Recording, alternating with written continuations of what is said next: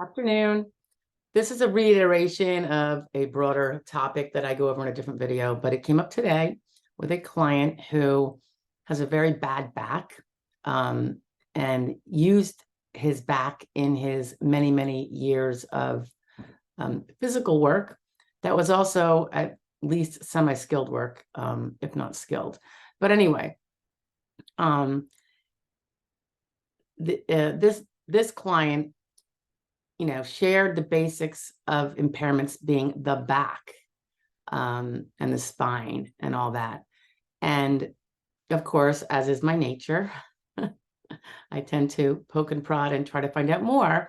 And one thing I use is a body chart when I'm gathering data from my clients, where they can actually see the front of a body, back of a body, and they can mark with an X or a checkbox these various locations around the body, indicating what's troubled. And I think it's a good, memory trigger or attention getter for the person to be able to think about different body parts instead of just the big bad one that makes their days miserable and very painful, because there could be impaired other body parts in a much smaller way, according to the way the person feels, that will be really, really important to proving various occupations that person would not be able to do due to physical reasons.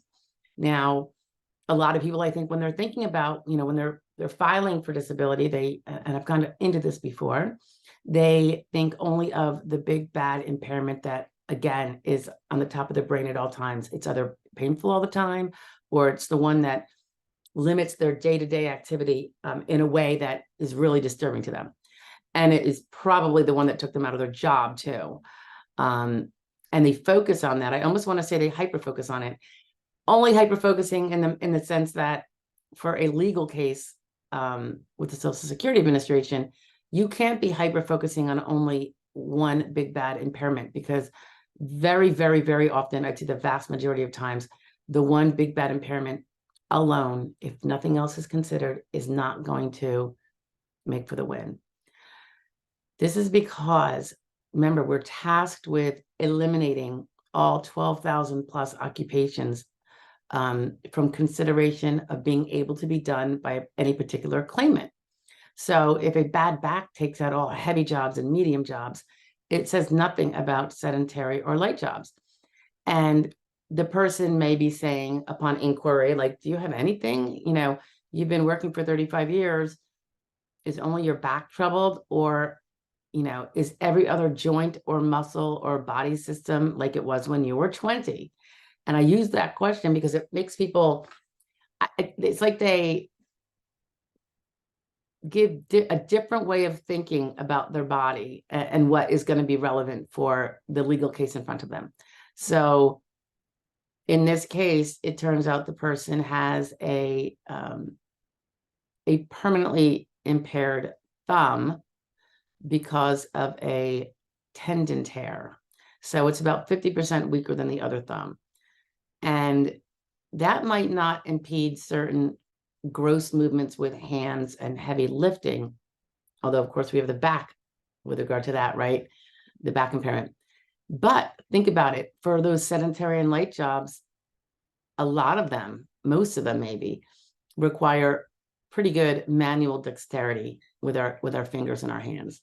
So, and we have to eliminate, at least ostensibly from the beginning, we want to do the best we can to eliminate those jobs from SSA consideration.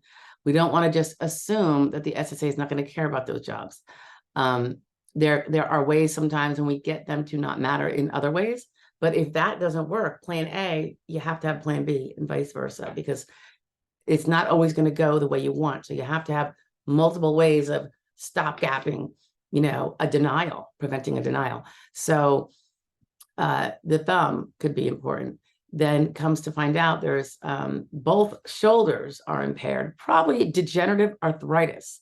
And that's one thing people often ignore, particularly people that were in very physically arduous professions, occupations for many years, because they, a lot of people are under the impression that, well, it's just old age. It doesn't count as a disability. That is not true. SSA does not have to see that something is caused by a car wreck or work related. Ideally, it's not work related, but that's a whole nother story. It doesn't matter what causes it. Age or degeneration, wear and tear is perfectly fine as a cause. It doesn't matter. I mean, the only way that's going to matter is that it's going to be a diagnosis of maybe degenerative arthritis versus traumatically induced or something like that. And it doesn't matter, because what the end all question is going to be is the functional limitations to various physical tasks and or mental that impairment will put on the person. What kind of functionality is he going to be deprived of that is going to be necessary for a certain subset of occupations? And if he has that impairment and that functional loss, then he cannot do those occupations full time.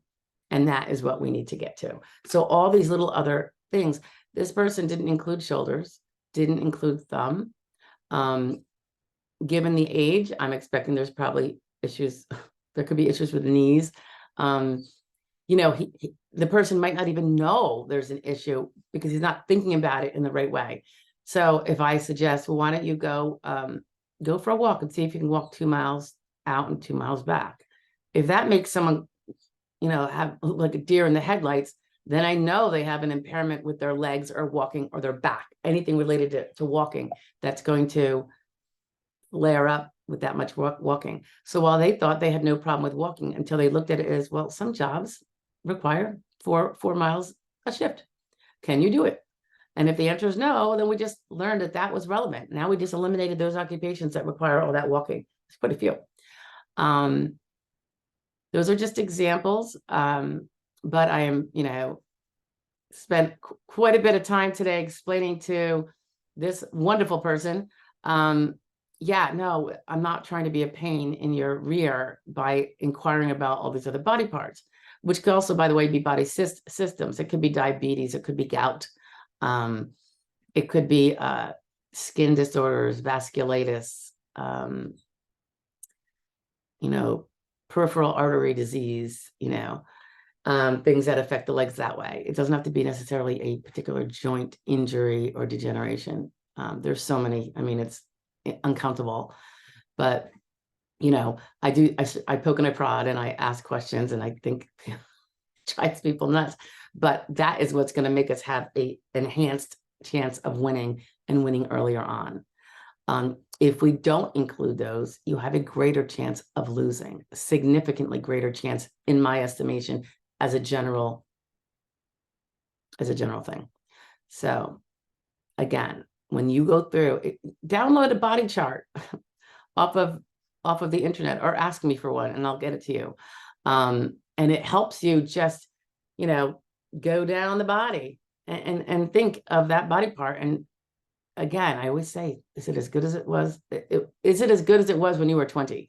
If it's not that good, if you have aches and pains that you didn't have before, or you can't use it as often, or it's not as strong, it's weaker, or it's more stiff, there's less mobility, give it a thought in that way. And that is the best way to figure out all the things that are less than ideal. And now there's the big part. You got to go get them followed up. So if you have a bad thumb from an injury from years ago and you just have been ignoring it because there's really nothing more that they can do, and I get that, it's not going to be fixed, but you don't have current evidence that's even limiting you. So that's why you'd want to go back, get updated, probably diagnostics.